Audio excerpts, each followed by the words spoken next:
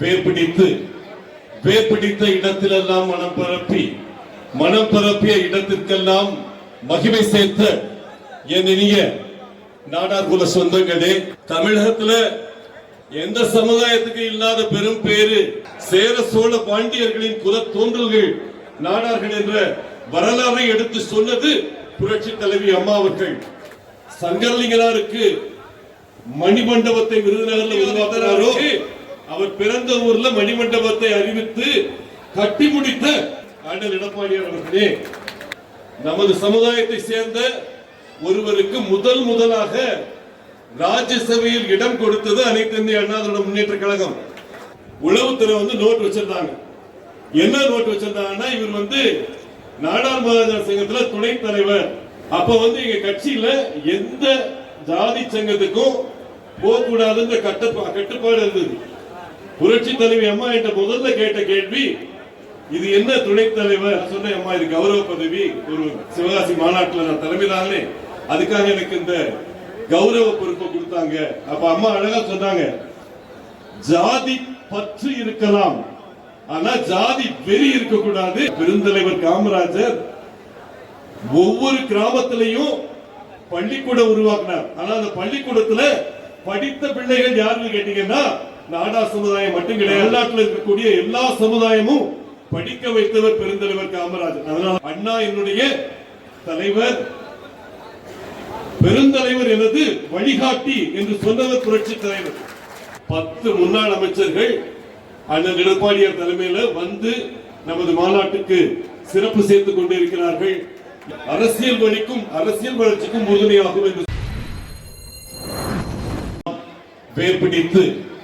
வேர்பிடித்த இடத்திலெல்லாம் மனம் பரப்பிய இடத்திற்கெல்லாம் மகிமை சேர்த்த என் இனிய நாடார் குல சொந்தங்களே, இந்த நல்ல நிகழ்ச்சியில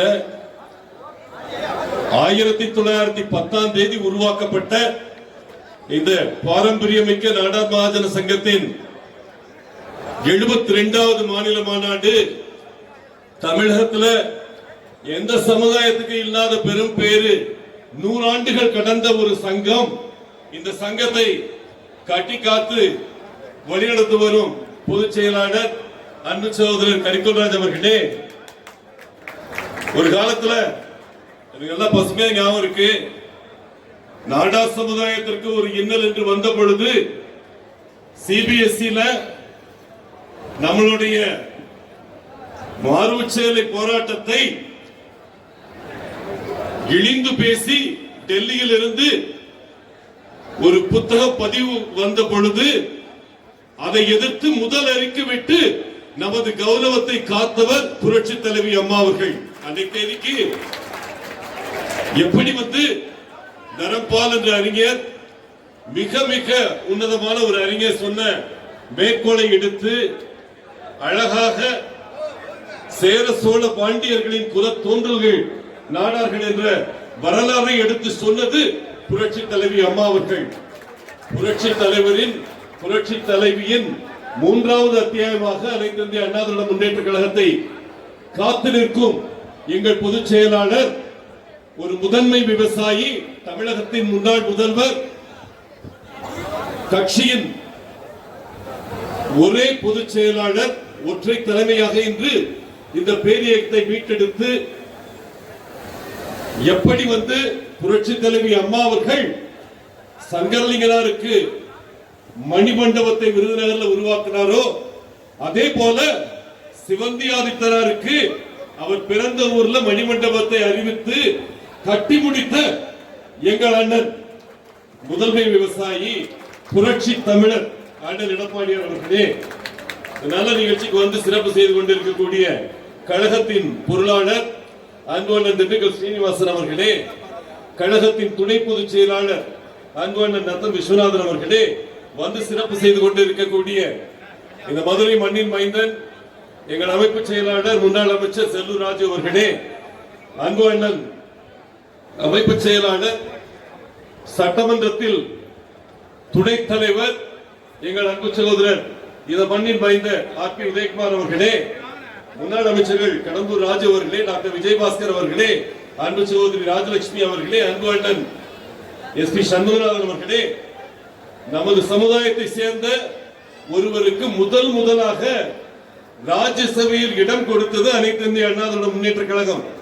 அந்த முதல் கொங்கு தமிழர் அன்பு அண்ணன் பெருமாள் அவர்களே, மற்றும் இந்த நல்ல நிகழ்ச்சிக்கு வந்து முன்னிலை வைத்துக் கொண்டிருக்கக்கூடிய, சிறப்பித்துக் கொண்டிருக்கக்கூடிய இந்த மண்ணின் மைந்தர் திருப்பரங்குன்றம் எம்எல்ஏ, எங்க மாவட்ட செயலாளர் அன்பு அண்ணன் ராஜன் செல்லப்பா அவர்களே, திரு ராஜ் சத்யன் அவர்களே, மற்றும் வந்து சிறப்பித்துக் கொண்டிருக்கக்கூடிய அனைத்து கழக நிர்வாகிகளையும் நமது நாடார் மகாஜன சங்கத்துக்கு வரவேற்பதில் பெருமை அடைகிறேன். முதல் முறையா நம்ம புரட்சி தலைவி அம்மா அவர்களை ஜூன் 12, 2013 சந்தித்த பொழுது உளவுத்துறை வந்து நோட் வச்சிருந்தாங்க. என்ன நோட் வச்சிருந்தாங்கன்னா, இவர் வந்து நாடார் மகாஜன சங்கத்துல துணைத் தலைவர். அப்ப வந்து எங்க கட்சியில எந்த ஜாதி சங்கத்துக்கும் போகக்கூடாதுன்ற கட்டுப்பாடு இருந்தது. புரட்சி தலைவி அம்மா என்ற முதல்ல கேட்ட கேள்வி, இது என்ன துணைத் தலைவர்? நான் சொன்னேன், அம்மா இது கௌரவ பதவி, ஒரு சிவகாசி மாநாட்டில் நான் தலைமைதானே, அதுக்காக எனக்கு இந்த கௌரவ பொறுப்பை கொடுத்தாங்க. அப்ப அம்மா அழகா சொன்னாங்க, ஜாதி பற்று இருக்கலாம், ஆனா ஜாதி வெறி இருக்கக்கூடாது. இன்னொரு சமுதாயத்தை பத்தி அந்த சமுதாயத்தை குறையா மதிப்பிடக்கூடாது. அழகா சொன்னாங்க. பெருந்தலைவர் காமராஜர் ஒவ்வொரு கிராமத்திலையும் பள்ளிக்கூடம் உருவாக்கினார். ஆனா அந்த பள்ளிக்கூடத்துல படித்த பிள்ளைகள் யாருன்னு கேட்டீங்கன்னா நாடார் சமுதாயம் மட்டும் கிடையாது, தமிழ்நாட்டில் இருக்கக்கூடிய எல்லா சமுதாயமும் படிக்க வைத்தவர் பெருந்தலைவர் காமராஜர். அதனாலதான் புரட்சி தலைவர் எப்பயுமே சொல்லுவாரு, அண்ணா என்னுடைய தலைவர், பெருந்தலைவர் எனது வழிகாட்டி என்று சொன்னவர் புரட்சி தலைவர். எந்த நேரத்திலையும் நமது பெருந்தலைவருடைய புகழை குறைக்காமல் அவருடைய மதிய உணவு திட்டத்தை ஆழப்படுத்தி அகலப்படுத்தி தமிழகத்தில் எந்த குழந்தையும் சத்துணவு கிடைக்காமல் பார்த்துக் கொண்டு அந்த பெருமையையும் பெருந்தலைவர் காமராஜருக்கு தந்தவர் புரட்சி தலைவர் எம்ஜிஆர். எப்பயுமே வந்து அவர் சொன்னது கிடையாது, இதை மாற்றி சொன்னது கிடையாது. அதே போல நம்ம சமகாலத்துல நாடார் மகாஜன சங்கத்தை மீட்டெடுக்க ஒவ்வொருவரும் போராடி கொண்டிருந்த பொழுது அதை சாதித்து காட்டியது மீண்டும் இந்த சமுதாயத்திற்கு இந்தியாவில் முதல் பிரைவேட் லிமிடெட் பப்ளிக் லிமிடெட் கம்பெனியா இருந்த நாடார் மகாஜன சங்கத்தின் நம்ம நாடார் வங்கி என்று அழைக்கப்பட்ட தமிழ்நாடு மெர்கன்டைல் பேங்க் இந்த சமுதாயத்திற்கே கிடைத்திட வழிகண்டவர் புரட்சி தலைவி அம்மா அவர்கள். இதெல்லாம் இருக்கிறதுனால இன்னைக்கு வந்து இவ்வளவு பெரிய டீம், 10 முன்னாள் அமைச்சர்கள் அண்ணன் எடப்பாடியார் தலைமையில வந்து நமது மாநாட்டுக்கு சிறப்பு சேர்த்துக் கொண்டிருக்கிறார்கள். இந்த 72வது ஆண்டு விழாவில் நாடார் மகாஜன சங்கம் இந்த சமுதாயத்தின் பொருளாதார வளர்ச்சி மட்டுமில்லாமல் சமூக வளர்ச்சி மட்டுமில்லாமல் அரசியல் வளர்ச்சிக்கும் உறுதுணையாகும் என்று சொல்லி இதுவரைக்கும் கல்வி அமைச்சர் அப்படின்னு இந்த சமுதாயத்திற்கு 2 முறை தரப்பட்டிருக்கிறது. அந்த 2 முறையும் அதை தந்தது அனைத்து இந்திய அண்ணா திராவிட முன்னேற்ற கழகம் என்பதை ஓங்கி பதிய வைத்து இந்த வாய்ப்புக்கு நன்றி கூறி இந்த சங்கம் வளர வேண்டும், ஓங்க வேண்டும், நின்று நிலை பெற்று தமிழ் போல கார் போல வேர்விட்டு இருக்க வேண்டும் என்று சொல்லி மற்றும் எனது தோழர்களுக்கு வழிவிட்டு விளைகின்றேன். நன்றி, வணக்கம், வாழ்த்துக்கள், அன்பு சொல்லுங்கள்.